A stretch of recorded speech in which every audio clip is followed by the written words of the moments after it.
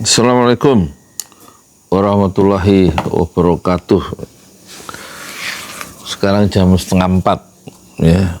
Udah sholat tahajud belum ya? Paling enggak 2 rakaat. Karena kata Rasulullah, sholat malam atau sholat tahajud itu tanda ciri orang-orang soleh di masa lalu. Ojo turu aja, jangan begadang aja atau jangan tidur aja. Sekarang kita ini ya, memperhatikan ucapan Rasulullah ya. Jangan baca atau ucapan Jokowi sama Prabowo atau yang lain ya. Ini Rasulullah ini penting. Orang besar yang bisa mengubah dunia. Lain cuma Jokowi yang mengubah Indonesia nggak bisa, malah bikin masalah baru. Prabowo juga sama aja. Pinjol di mana-mana nggak diberantas itu, pinjol barang haram itu nggak diberantas zaman Jokowi, nggak diberantas di zaman siapa? Prabowo. Nggak berkah hidup kita. Ya, korupsi juga di mana-mana zaman Jokowi. Ya, nggak tahu lah. Kita baca ini ya dari Abu Hurairah radhiyallahu anhu. Dia berkata Rasulullah Sallallahu alaihi wasallam bersabda. Ini perhatikan ya, sabda Rasulullah ini pentingnya. Kullu sulama minan nasi alaihi sadaqatun kulla yaumin tatla'u fihi syams ta'dilu bainal itsnaini sadaqah wa tu'inu rajula fi dabbatihi wa tahmiluhu 'alaiha au turfa'u lahu 'alaiha mata'ahu shadaqah wal kalimatu thayyibu wa kalimatu thayyibatu thayyiba kurang mbaknya nih wa kalimatu thayyibatu shadaqah wa bikulli khatwatin tamshiha ila salati shadaqah wa tumitul adza 'anit tariqi shadaqah. Nah, ini ucapan Rasulullah pentingnya.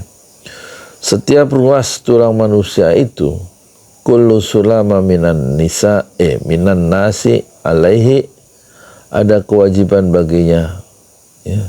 Setiap hari kulla yaumin ya.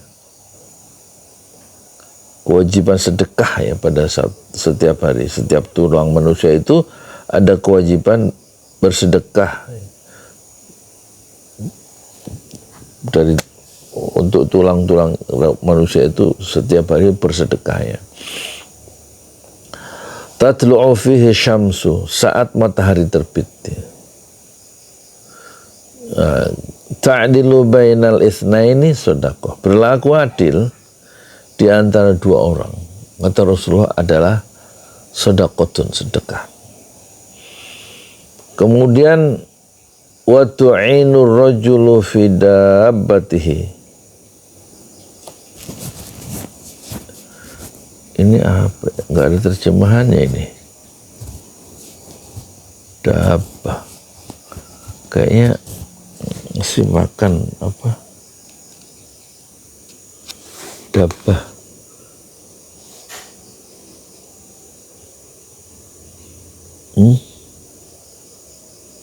Wa tahmiluhu 'alaiha.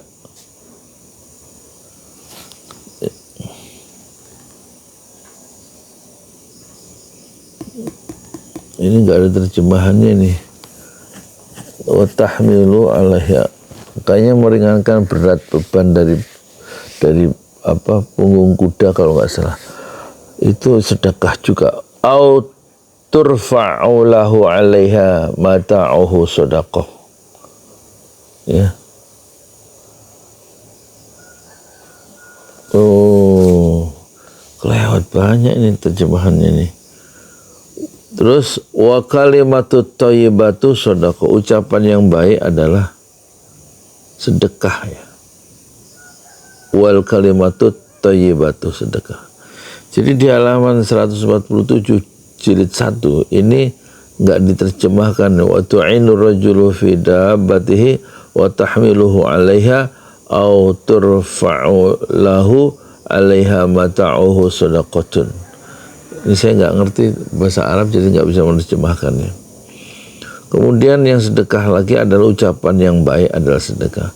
Wa bikulli khatwatin tamshiha ila salati sedekah. Setiap langkah ya, wa bikulli khatwatin tamshiha yang berjalan ya atau yang dilakukan ila salati untuk pergi sholat di masjid, sedekatun adalah langkah-langkahnya itu sedekah. Wa tumitul aza ya, dan menyingkirkan yang berbahaya anit thariq dari jalan umum, sedekatun adalah juga sedekah. Muttafaqun alaih itu Imam Bukhari dan Imam Muslim ittifaq ya, sepakat ya terhadap kesahihan hadis ini. Imam Muslim meriwayatkan juga dari riwayat Aisyah radhiyallahu anhu, dia berkata, riwayat Aisyah radhiyallahu anha, dia berkata, Rasulullah bersabda, setiap anak Adam itu diciptakan dengan 360 ruas tulang. Maka barang siapa bertakbir kepada Allah, bertahmid kepada Allah, bertahlil kepada Allah, bertasbih kepada Allah, mohon ampunan kepada Allah, menyingkirkan batu atau duri atau tulang dari jalannya manusia, atau memerintahkan kebaikan atau melarang kemungkaran sebanyak 360 kali banyaknya, maka sungguhnya orang tersebut di sore harinya telah menjauhkan dirinya dari neraka. Karena sedekahnya yang terus menerus itu yang dilakukan oleh setiap tulang dari anggota tubuhnya itu, mengucapkan la ilaha illallah sedekah, alhamdulillah sedekah, subhanallah sedekah, apalagi Allahu Akbar sedekah, melangkahkan kaki ke masjid sedekah ya. Kemudian ya karena sering mengucapkan kalimat thayyibah sedekah di sepanjang hari. Hadis ini diriwayatkan oleh Imam Bukhari dalam kitab Perdamaian bab keutamaannya, mendamaikan manusia dan berbuat adil di antara mereka, dan kitab jihad ya.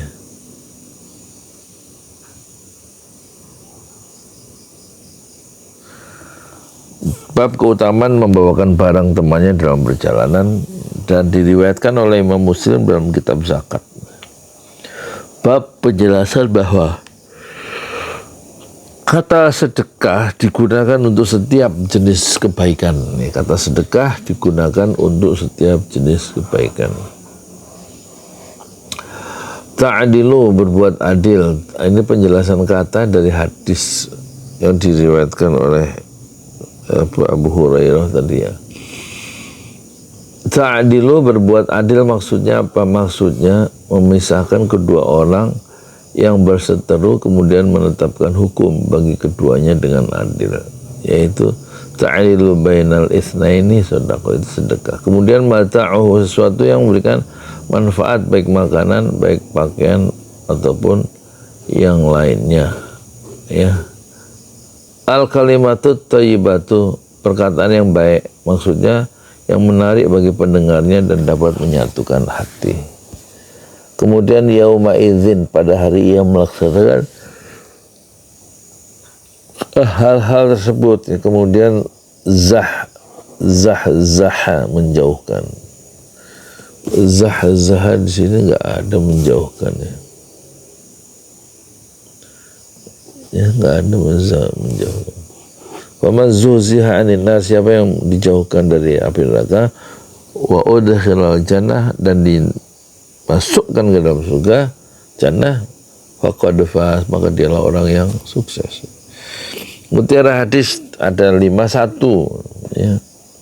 Hadis ini sama kedudukannya dengan hadis sebelumnya, dua anjuran untuk mendamaikan orang yang berselisih dengan cara yang adil ya, dan berinteraksi dengan mereka dengan akhlak yang mulia. 3, keutamaan selalu menjaga sholat berjamaah di masjid.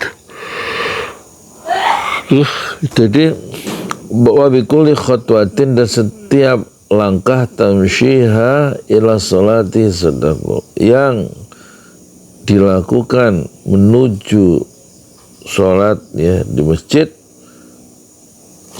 adalah sedekah. Langkah-langkah itu sedekah. Kemudian jadi ada keutamaan untuk menjaga waktu sholat.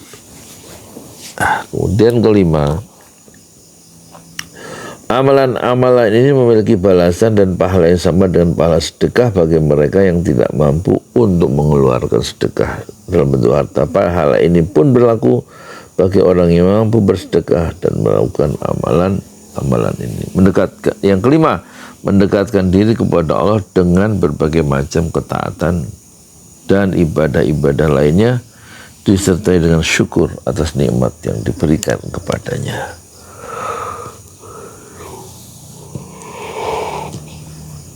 Ya, itulah ucapan Rasulullah ya tentang banyaknya jalan-jalan kebaikan yang bisa dilakukan sampai usia senja ya.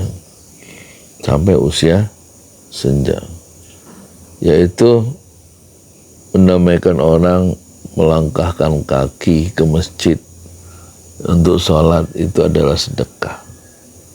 Bikulli khutwatin tamsyiha ila sholati sedekatun ya. Wa bikulli khutwatin tamsyiha, ini ucapan Rasulullah, wa bikulli khutwatin tamsyiha ila sholati sedekatun. Dan setiap langkah ya tamsyiha yang dijalankan atau yang digerakkan, yang berjalan, langkah-langkah seorang yang berjalan ila sholah, untuk sholat berjamaah di masjid, itu kan dia berjalan untuk sholat kemana? Sholat ke masjid kan, dari rumah. Di hadis yang lain itu sedekah. Di hadis yang lain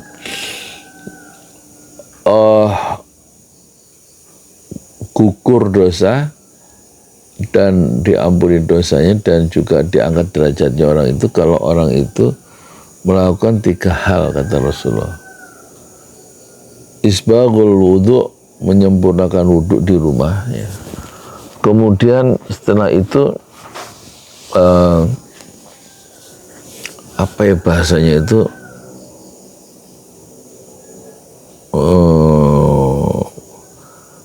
apa namanya, wa kasratul khuta ilal masajid, memperbanyak langkah, wa kasratul khuta ilal masjid, memperbanyak langkah ke masjid setelah wudhu sempurna di rumah tadi. Dan yang ketiga adalah wantidharus sholati ba'da sholah, dzalikumur ribaut. Jadi yang pertama, kalau ingin keutamaan membaguskan wudhu, kemudian memperbanyak langkah ke masjid dan menjaga waktu sholat setelah sholat yang baru diselesaikan, itu dijaga lagi, kita bersiap-siap untuk melaksanakan sholat berikutnya. Maka 3 kegiatan itu akan menggugurkan dosa-dosa orang itu dan menaikkan derajat orang itu di surga di sisi Allah. Yang pertama isbaghul wudu, kemudian memperbagus wudu, menyempurnakan wudu di rumah ya. Yang pokok adalah 4 wajah, kemudian ini lengan sampai ilal marafiq, kemudian mengusap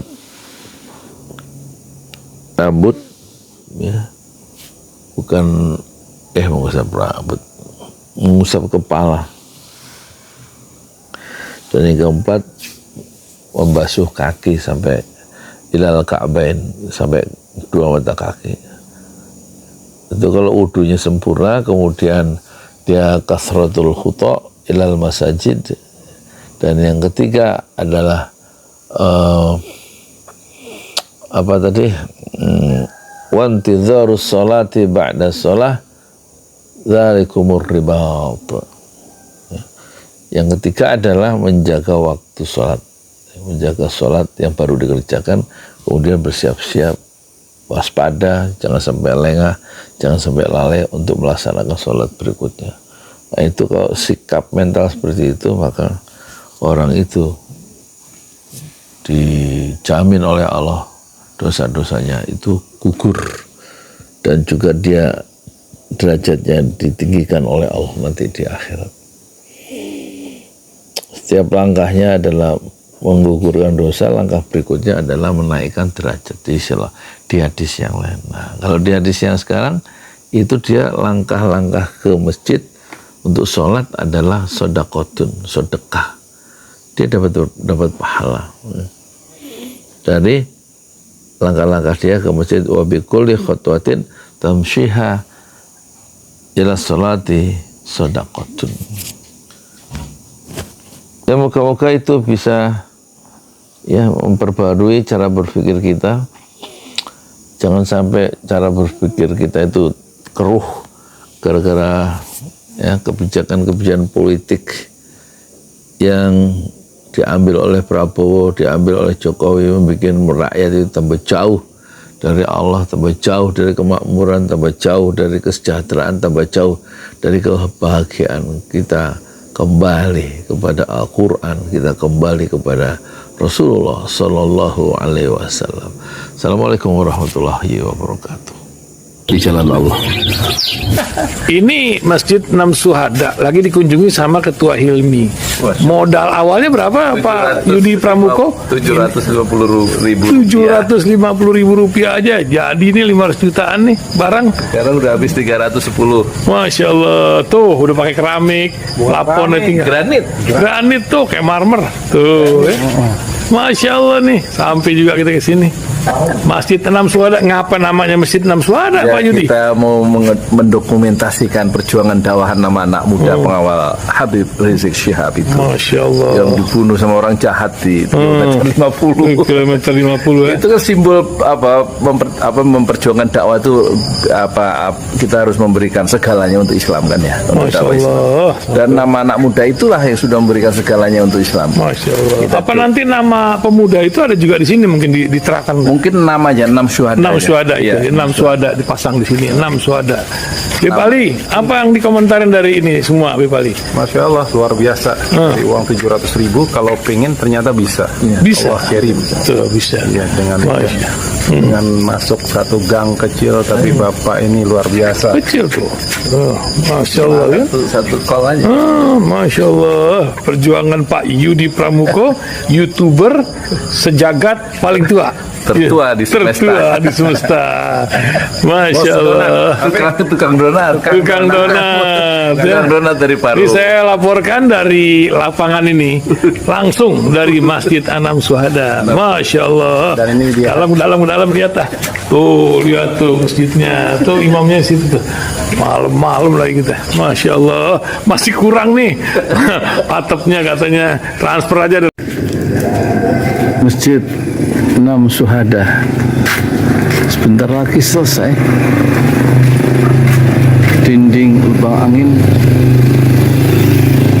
sebagian sudah terpasang, lantai 2 dan kemudian plafon termasuk lantai bukan keramik, granit 150 dus bersama tiang-tiang yang ada 16 setinggi 4,5 meter. Kemudian finishing terakhir adalah tangga menjebol atap ya, lantai pertama untuk masuk ke lantai 2. Inilah Masjid Enam Syuhada. 2,5 tahun lalu dimulai pada 2 Agustus hari Senin 2021. Tinggal sedikit lagi insya Allah, dan lantainya dari keramik, bukan keramik, granit sudah diresmikan lantai pertama. Nanti lantai kedua lewat sini tangganya jebol untuk masuk ke lantai 2. Inilah Masjid Enam Syuhada yang sangat megah karena dari bahan-bahan pilihan, kualitas nomor 1.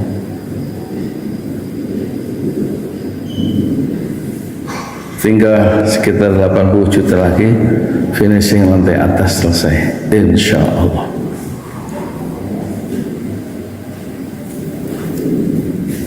Ya, inilah Masjid Enam Syuhada yang sangat bersejarah, ya, dalam sejarah dakwah Indonesia modern, insya Allah, karena ini dibangun dalam konteks kezaliman rejim penguasa yang sudah membunuh 6 santri dari front Laskar Front Pembela Islam, dan kita abadikan pengorbanan dan perjuangan dakwah mereka, sehingga kita sebut namanya Masjid Enam Syuhada. Mereka mengawal perjalanan dakwah gurunya Habib Rizik Syihab, dan mereka dicegat oleh orang-orang jahat di kilometer 50. Saya Yudi Pramuko, tukang donat dari Parung Juber, tertua di semesta Fasbir Sabrun Jamila, bersabarlah dengan kesabaran yang indah. Assalamualaikum warahmatullahi wabarakatuh.